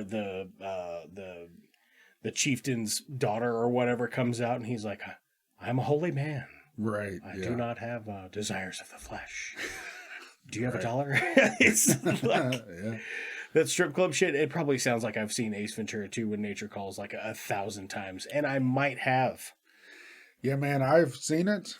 I am not as familiar with it as you. I do remember lots of it, but I couldn't quote any of it. Well, I'm just saying it would be easy to hit a lot of the same beats without making it a straight up rip off. Right. It would be easy to hit a lot of the same beats with a lot of the cast and story that's already going on here. Yeah. So, that could be a thing. If anybody wants to write that up into a fanfic and send it to me, it's just2movies@gmail.com. And it's Just Two Movies on Twitter, Instagram, all those other great social networking platforms. We rated it. We posited a better thing. Which honestly, I think that Ace Ventura. I think that could be something. That could be a thing. Yeah, I actually think that could be a good idea. Right, and I like the throwback idea of like the bat Chicago. Right, how that it's just like a whispered in the background or whatever. Yeah, for it to be like Croc-snake and it also do the whisper thing in the background. I think that would be a fun tip of the hat. Right, for sure. Funny shit though, man. Funny shit. What?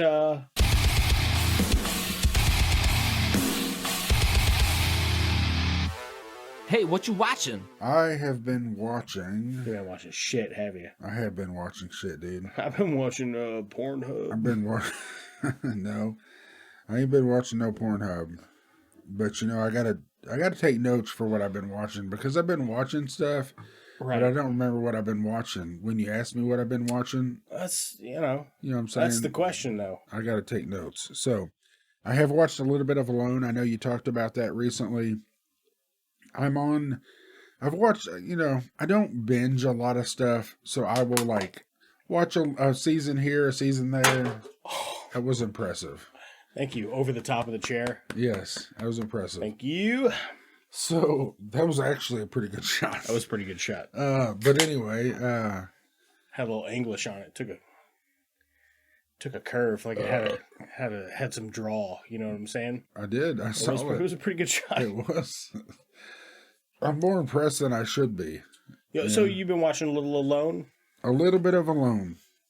So I'm on the season where they have groups. There's 2 of them, and they have to travel to one another. And I don't know what season it is, but it's pretty interesting. Yeah. I'm about halfway through, so a lot of people didn't even make it. And then the ones that do, and now they're together, and they're just now together. So that's where I'm at. A couple of episodes in after, maybe the second episode after they started meeting each other, getting together. So it's starting, and I'm interested to see, because I do like Alone, but I haven't seen, this is the first episode where it's multiple people. So it's interesting to see how that plays out, because there's already the huge issue of them not having enough food. Well, now they got to split the food. Right. So I'm curious to see how this plays out. More hands make less work, you know? Yeah, exactly. So it's curious, because instead of working on firewood or working on whatever, somebody could be spending more time fishing, so maybe it'll work out. That is, I think, one of the weakest seasons of Alone. Really? Okay. Because it just kind of like, when it ends, and you'll see what I mean, there's still cool shit in there. There's one pair that their shelter is fucking amazing, like straight up amazing. So it's worth a watch still, but like the end is kind of like, I don't know, anticlimactic, I guess. You don't really feel the weight of it, because also they're not alone. Right. They're out there with another person. Exactly. And I get it from a producer standpoint, because they're like, well, if we let them go out in pairs, maybe the show will go like 100+ days. Right. You know what I'm saying? Like, maybe we can stretch this shit. Yeah, exactly. Maybe we could even turn it into a two-part series. Yeah. You know? You don't know until you try. It's worth a try. Yeah, it was worth a shot. Man, I appreciate... They fucked them guys at the beginning, though. They had to travel so far, man. There's like 6 days or whatever it was. That tangleweed where they're at, they call it something else. I'm not sure. It might be called Tanglefoot. That might be what it's called. But the dudes are all walking in it. They're trying to fucking film themselves and shit, and it looks up and down mountains. It's brutal. It looks like a fucking nightmare. It does, man. It looks like I would have rather walked down the beach and walked around the mountain. Fuck this being a duos. I'm gonna camp over here. Your ass is camping over there. Fuck that. I can get into you. Yeah, that's what I'm saying. It looked brutal. I have checked out a show called Web of Make-Believe, Death, Lies, and the Internet. Have you seen that? It's on Netflix. Web of Make-Believe? I don't think so. It's like a group of documentaries, kind of. It does all kinds of different topics. There was one, it's called I'm Not a Nazi, and it's about a woman that was in a Nazi group, basically. And it talks about now that she's out of it and things. It's really interesting. And then there's one about sextortion, which is guys that have... It's a story about one guy, and he hacked people's accounts and stuff, and like locked them out, and was like, give me pictures. And this was a kid in high school, and he did it to girls in high school. And there's that's like the 3rd and 4th episode. I've watched 4 episodes so far. It's pretty good. Caught a couple episodes of Brooklyn Nine-Nine. Nice. I really like that show, and I've watched most of it, but I've started over 3 or 4 episodes at the beginning. Really like it. Brooklyn Nine-Nine, man. Good show. Great, hilarious fucking cast. It really, they just work a too. perfect cast of people that all work really well together. For sure, man. What we do in the shadows, I'm dreading getting to the end of that, and I'm about halfway through season 3 now, and I'm dreading running out of episodes because that show is so good. It is. Like and it's a sitcom, so it could go on forever, right? Oh, but yeah. They could always do a different episode. And it's weird because they do the candid interview talking heads thing like they do on The Office. Yeah. Which honestly, after watching The Office, which I loved, I hold in very high regard. I like The Office. Yeah. It's not my entire personality. I think it's a good show though. Yeah. But I was kind of over that bit, like the candid interview, reality TV look at it. I was just like, fucking whatever, I'm over it. I don't even, like, because what we do in the shadows is so different. Yeah. That I forget that they're even doing it. Right, yeah. And I actually really like it in there because they're fucking hilarious. They are. It's some great stuff, dude. I just watched the Nandor's, he's Gail. He's with Gail, the Gail episode. And they all hate Gail. Yeah, no, she hates Gail. And yeah. She's like, I don't hate Gail, and it's so good. But anyway, he's talking about if you're saying I had sex with her while she was a vampire, while she was a werewolf, well, I did, but I was a bat, and it was just mostly hand stuff. And he's looking at the camera, and then later on they're doing the kickball game, and that was so. I really enjoyed that. And then Nandor's like, oh, it's a bat dick, it's a bat dick. It's small, it's a bat dick. He says it's hilarious. Man. I really love that. That show's fucking hilarious. It's man. nonstop, dude. It's every episode I've really enjoyed. For me, Colin Robinson is one of the funniest characters to ever exist in a science fiction atmosphere. He is. Like, he is hilarious. He's so funny. He says. In that episode, he says they're going to look to find Nandor, and he's like, they asked me, I don't really care, but I don't want them to think I'm not down to clown at a moment's notice or whatever. Yeah. It's hilarious, dude. Colin Robinson's great. Yeah, he fucking is great. No, it's a good show. As far as me, I mean, if you've got more stuff, you feel free to interject. Been pretty busy. One thing I did, I dipped in and I played probably 3 or 4 hours of Kentucky Route Zero. Right. How'd you like that? I put a brief review on my Instagram stories. I probably should have posted it though. Man, I really like it. I would say for the 4 hours that I played, it being it's an indie game. You know what I mean? Its art style is minimalist, but the writing is so fucking good that it feels like a dream. Like while you're playing it, it feels like a dream. Even when you're done playing it, you're like, what? Like, because parts of it are kind of hard to remember, but you remember the gist of it and how it makes you feel and what you're supposed to do when you go sit back down to do it. Is it a long game? You said 3 or 4 hours you're into it? I'm probably 3 or 4 hours into it. And from the look of it, I think it is 5 or 6 acts. Okay. And I played through the first act. Okay. Well, that's cool. And I think I might have played part of the second. I played part of the second as well. So not super long time investment. Right. But it's kind of like a choose your dialogue. Okay. Sort of thing. Yeah. But they're not necessarily trees. And it feels like you're just recalling a movie that you've seen. Okay. Like you're like, what does the guy say? Oh, I know what he says. He says this.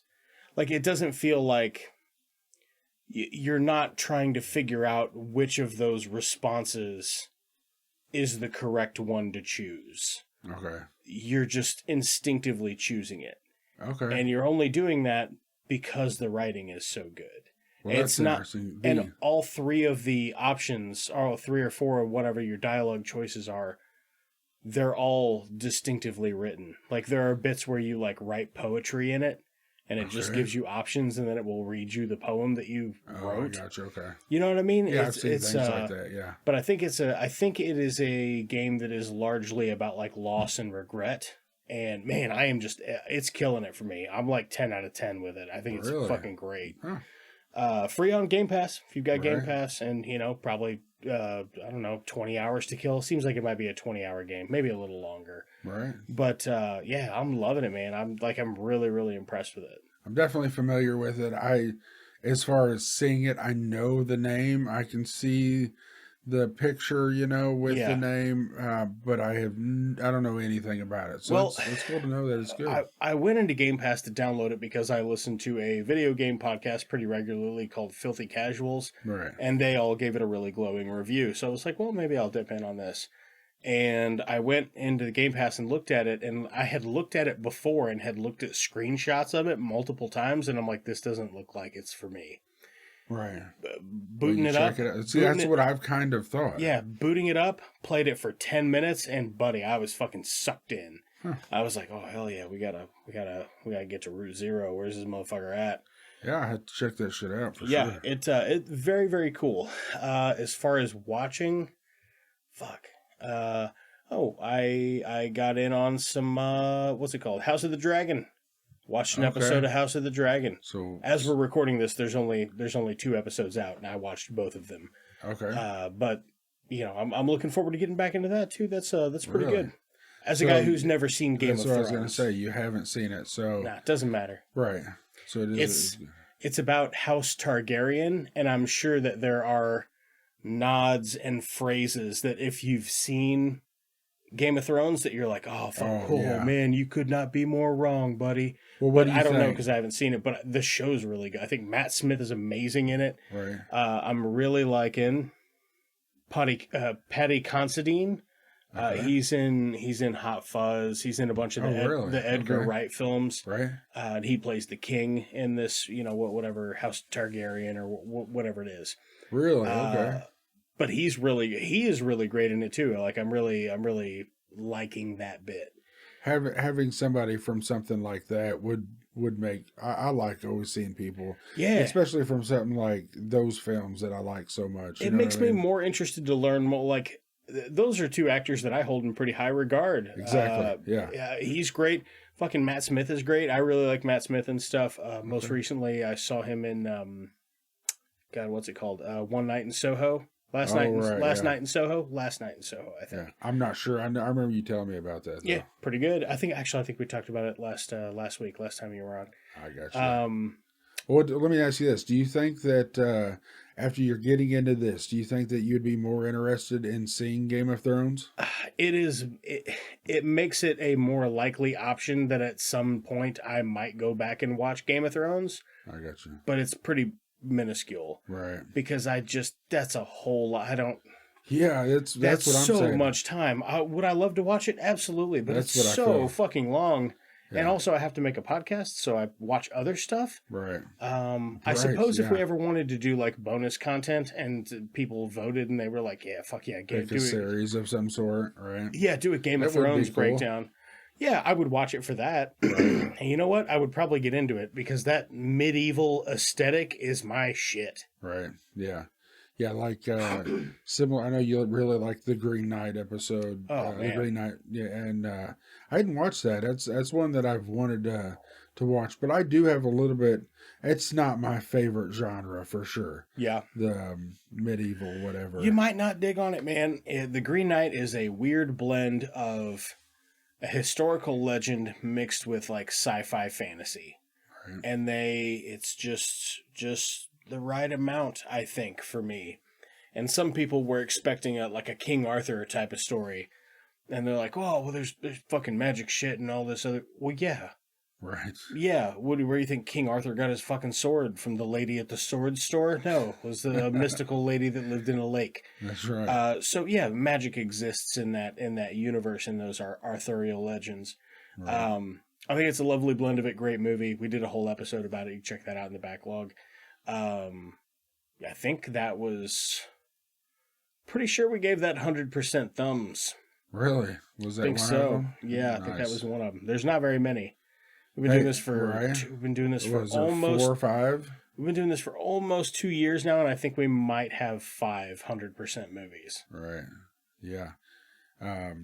Captain Fantastic is one of them. I know. Captain Fantastic. Mm-hmm. Yeah. The Green Knight. I'm drawing a blank now. I don't recall off the top of my head. Anyway, it doesn't matter. We might someday. I might put like a little gift bag together that's all of our perfect 100s.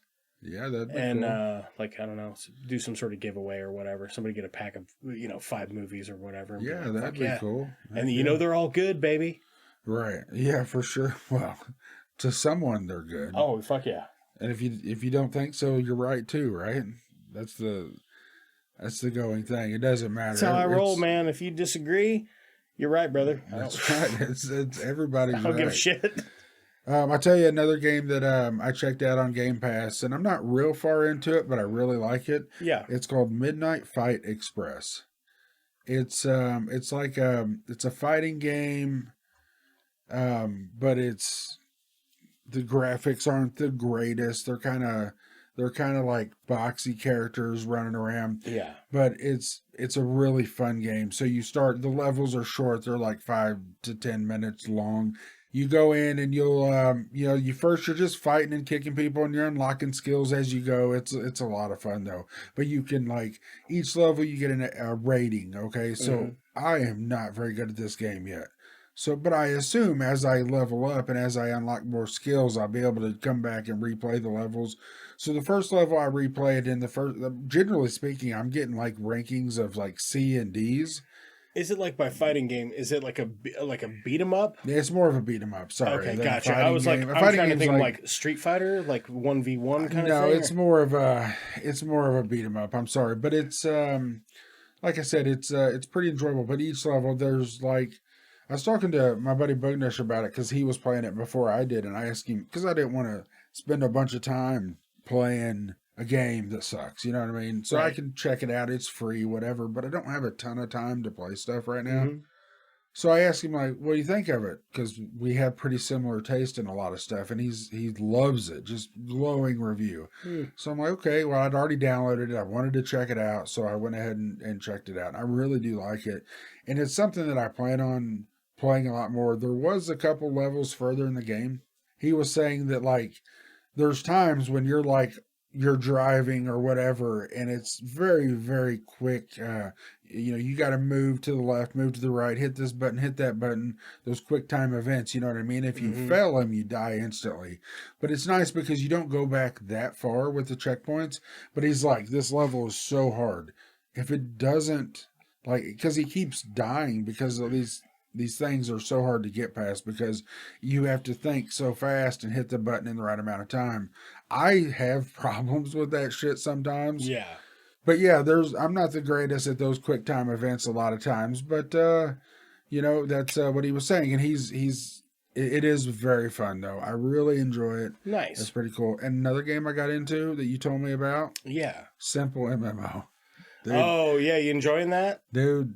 I have. I'm gonna play it a bunch tomorrow. I got a long car ride tomorrow, so I plan on dipping in on that for a good chunk of it. So I talked to you about it whenever I first started. You know what I mean? Yeah. Because you told me about it. Simple MMO, by the way, is a largely text-based RPG. Yeah. That is a mobile game. Yeah, and you take steps by hitting a button that says "take a step," and then you get a text.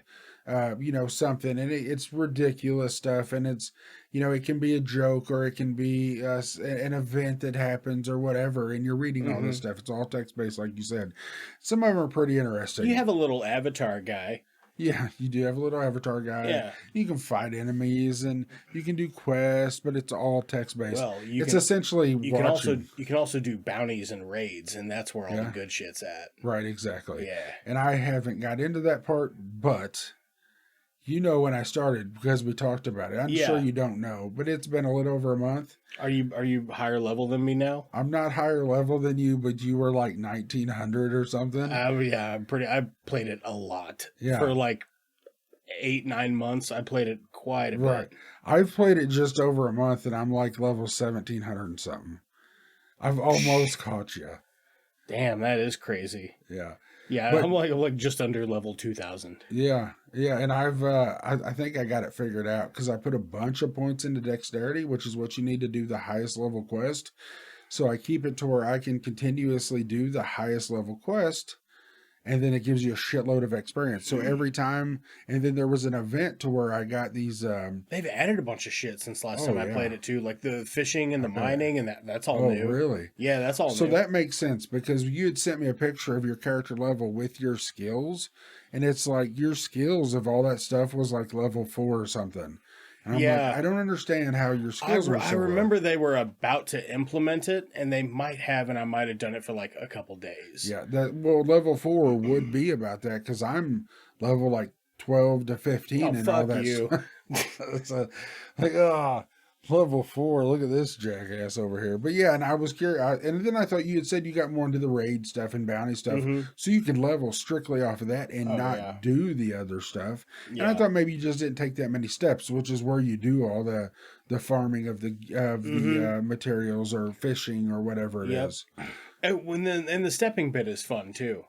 Yeah, I actually read a lot of it. It's the travel text, it's funny. Yeah, a lot of it's funny. Yeah. Great mobile game, free, great community if you decide to actually like pay monthly for the app, which I did for a while. Right. Just to, donate to them. Like, it's something you enjoy. You throw in a couple bucks, right? For as much entertainment as I got out of it, they can have $10. Speaking of, you buy you a coffee. If you've been digging on this podcast for 2 years off the sweat of my brow. No, we do appreciate it. We have a Buy Me a Coffee. If you want to leave us a tip, it's buymeacoffee.com/itsjusttwomovies.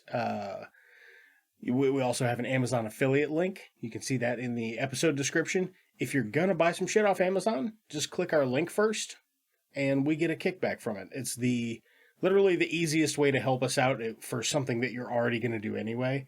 And in some cases, you get just a random discount on some items. I have no way of knowing which ones. But also, if you're on our Facebook, those links I post, I'm like, do you want to add these to your collection, the movies that we talk about? I post an Amazon link with it. Those are affiliate links also. Right. Yeah. Pretty sure it says that in the post, though. But anyway, I think that's going to do it for us. Do you have anything? Is there another thing that you're like, fuck, I really wanted to talk about that? No, man, I haven't got to watch many games. That's all for me. Pretty much tapped out. I am also tapped out. But that's I think that's going to do it for us. We appreciate you guys listening, and as we say here at the end of every episode of It's Just Two Movies, go fuck yourself. Go fuck yourself. You guys aren't going to start sucking each other's dicks, are you? Let's go, talk! We're a one-eyed Batman! Can I make a suggestion that doesn't involve violence? Or is this the wrong crowd? Maybe we should call in a bomb threat to Houston. I think it's free beer night at the Astrodome. We're Jedi, Bob. We don't fight with guns. We fight with our mind. Cousin business is booming. That is one big pile of shit. Jog on.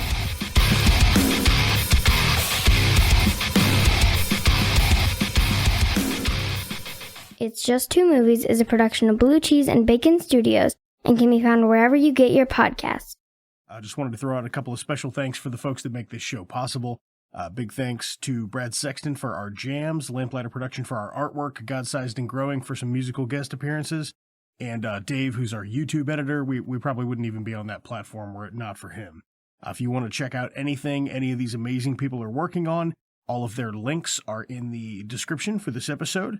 If you want to contact the show, you can hit us up on Twitter or Instagram at It's Just Two Movies.